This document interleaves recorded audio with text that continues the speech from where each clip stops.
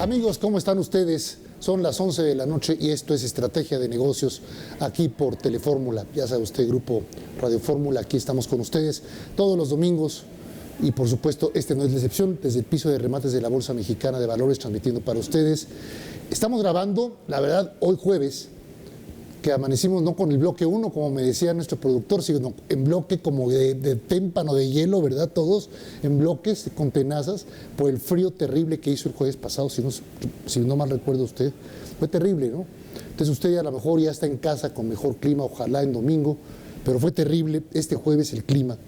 Eso sí, estará usted disfrutando del recorte de agua, si es habitante de la zona metropolitana de la Ciudad de México, del recorte terrible de agua que sí va a haber el domingo en toda la ciudad, prácticamente en 13 delegaciones de la Ciudad de México, gran parte del Estado de México, así es que imagínense nada más.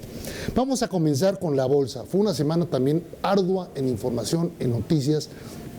Para un servidor, lo más importante yo creo que fue, sobre todo, la Reserva Federal de los Estados Unidos. La decisión que ya todos sabíamos, está con nosotros un experto, ya lo conoce usted, Rodrigo Heredia, subdirector de análisis bursátil de Grupo B por Más. Bienvenido, gracias por estar con nosotros. Qué raro, qué bueno. Nos da mucho gusto. Fundamental la bolsa, la Reserva Federal, ¿no? Ya lo sabíamos, pero se dio ya.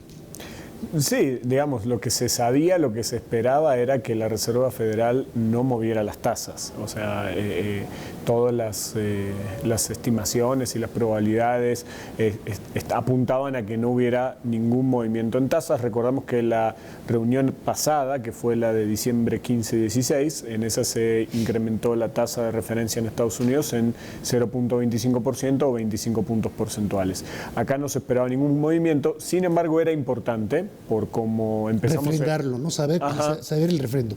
Y además por cómo empezó el año empezó terrible, muy feo, lo comentábamos hace un par de semanas, el peor inicio en las bolsas de Estados Unidos desde que se tiene medición, bolsas en tendencia de baja o bear market para los que saben que eso es mercado oso.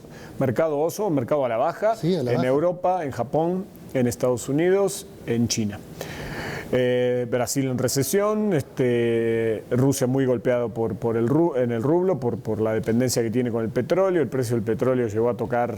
A ver, ahorita que estás hablando de los BRICS, Brasil tronado, Rusia muy mal por el precio del petróleo, que ya es un país que depende en gran parte su economía del petróleo, ¿no? Porque es un gran exportador de petróleo, Rusia, ¿no? El señor Putin ha hecho bolas en Medio Oriente también, con su política de ataque también con todo lo de ISIS, etcétera, etcétera. No sabe para dónde soltar las bombas el señor Putin. Bueno, luego también tienes del BRIC India. ¿Cómo está India?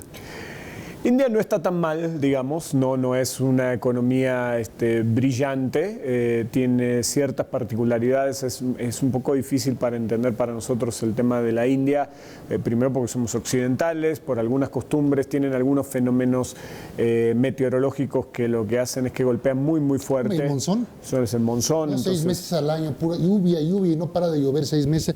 Bueno, ellos también, lo que era Indochina, o sea, Vietnam también lo mismo, ¿no? Toda esa zona, toda esa región. Pero, digamos, India es un monstruo. Claro, por la economía. Es un semicontinente solito, la India. Exactamente. Entonces había empezado muy mal el año y lo que todos los analistas, todos los que estamos en este medio, me incluyo, lo que queríamos saber era no si la Fed iba a subir tasas, ya sabíamos que no. Lo que queríamos saber era la Fed qué pensaba respecto de la situación en los mercados. Y hablando del BRIC, nada más para no dejar el tema sin concluir, del BRIC que es Brasil, Rusia, India, que estábamos comentando, faltó China, la C del BRIC. China perdido, que fue el coletazo que finalmente nos vino a dar al traste a todo el mundo. Sí, o sea, hace un par de semanas lo comentábamos. China está creciendo mucho menos de lo que crecía. Hace 5 o 6 años crecía a doble dígito, 10 venía de 12, se empezó a reducir su ritmo de crecimiento. Y las preocupaciones que generaba China era, número uno, se estima que ese país debe crecer al 7% para poder generar los empleos que la gente necesita. La realidad es que este año va a crecer al 6,5%. 6,9 creció en 2015. Ajá. Entonces, era menos ¿no? Lo que ellos querían. Y 6,5 estiman ustedes para 2016. Los analistas estiman 6,5, 6,4 incluso, pero tampoco hay que perder de vista que estamos hablando de la segunda economía del mundo y crecer al 6,4 es un crecimiento muy robusto. La preocupación no era China de por sí, sino que era lo que podía generar una desaceleración fuerte de China, que era y el impacto negativo a las economías emergentes que dependen o basan su gran parte de su desarrollo económico en la exportación de materias primas. Por ejemplo, Brasil. Ahí está la consecuencia, Brasil está en recesión y hay otras economías asiáticas que dependían mucho de la venta de commodities o de materias primas a China que hoy van a estar golpeadas, sin dudas. Estábamos hablando hace algunos días con algunos expertos en comercio internacional. El comercio internacional está seriamente golpeado por este menor dinamismo de China, que además hay que recordar que además este país asiático decidió empezar a cambiar su modelo económico de un sistema de exportación de materiales semiterminados a un tema más de consumo interno. Entonces eso también vino a dar un buen bajón al comercio internacional. Me puedo imaginar perfectamente sentados juntos al secretario de Economía, ¿no?, Ildefonso Guajardo, con el secretario de Hacienda, con el gobernador del Banco de México, platicando de un tema: ¿cómo le vamos a hacer cuando entremos, como están las cosas en Asia ahorita, cuando entremos con el TPP fuertemente a Asia? Y por eso hay una decisión de posponer por lo pronto la decisión de cuándo vamos a entrar finalmente ya en forma formal al Tratado Transpacífico con Asia, ¿no?, que involucra a una serie de países del mundo, pero que nos tendría muy amarrados definitivamente al continente asiático. Sí, nos daría la posibilidad de exportar muchísimo, de hacer algo que hoy quizás se hace en poca medida. Pero mira, básicamente México tiene una gran ventaja y una gran desventaja. Norteamérica. La dependencia que tiene con Estados Unidos. Es una gran ventaja cuando las cosas van bien. Este es el caso. 2008 no fue una ventaja. No fue una ventaja, pero tampoco fue desventaja, ¿eh? No, claro, porque esa fue una crisis de otro tipo. Pero la realidad es que, todas las economías emergentes están sufriendo, todas. Pero no es que están sufriendo por un tema psicológico. Están sufriendo porque se les están empezando a tener impactos muy fuertes en sus fundamentales, en los fundamentos de su economía. En los mercados, en su economía, en su forma de comer. Exactamente. Al final de cuentas, porque dependen gran parte de los países emergentes o subdesarrollados de la exportación de materias primas. Punto y aparte. En el caso de México no es así. México lo vivió eso, lo vivimos muchos años. Si usted, si no es usted millennial, sino más para atrás, ¿verdad?, pues se acordará muy bien de cuando vivimos, por ejemplo, dependiendo del petróleo nada más, ¿no? Aquel glorioso sexenio del presidente José López Portillo, donde teníamos la sartén por el mango, ¿no?, y que nos teníamos acostumbrado a vivir en la abundancia. Y en 1982, ¡pum!, se cayó todo, ¿no?, desde el 81, por la caída en los precios también del petróleo. Ningún país puede depender de exportar pura materia prima. Se requiere depender de la transformación y del comercio eficiente. Sí, además del consumo interno. Y del 82 para acá México, desde 76, pero sobre todo del 82 para acá México aprendió a cambiar de modelo para depender menos de las materias primas, más de la transformación de los productos y de la comercialización de los productos, sí, ¿no?, a nivel nacional e internacional, ¿no? Manufactura. Que es manufactura. Entonces, es preferible depender del ensamblado de automóviles que depender del acero del automóvil. De exportar, claro. de exportar sin acero, dudas. ¿no? Y si nos pusiéramos un poquito más exigentes, quizás lo que seguiría para México para tener aún un menor nivel de dependencia, porque obviamente las materias primas tienen esto, ¿no?, que suben y bajan de precio.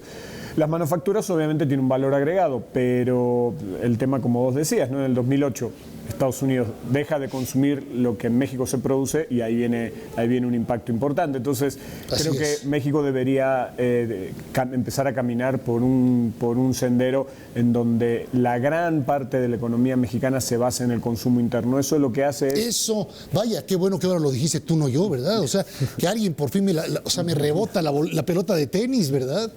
Es que no es hablar de que nuestras variables macro están estables y el tipo de cambio se mantiene firme y lo defenderemos. No. No es mexicanos al grito de guerra.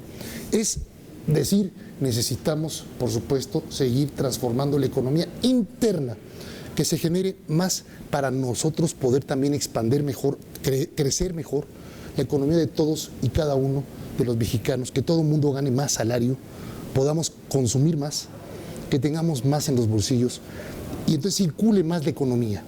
Sí, eso el consumo interno te da... No por política fiscal, no por captación petrolera. No, el consumo interno te da cierta resistencia a choques externos, pero de todas formas vivimos en lo que usualmente se dice una aldea global. Por más consumo interno que haya, si algo pasa en el mundo nos va a afectar. Mira, me conoces, yo creo firmemente en la aldea global, creo firmemente en la globalización a la que pertenece México, pero antes de irnos nada más unos mensajes, dime si no es cierto, pero si no tienes glóbulos rojos en tus venas, la circulación interna, tu alimentación interna, o sea, me refiero a alimentación de todo, industria, comercio, servicios, turismo, que es tan importante para nosotros, en lugar de acabar con los manglares, impulsar verdaderamente un turismo también con ecosistemas extraordinariamente bien cuidados. ¿No crees que eso es lo que más nos va a dar? Sí.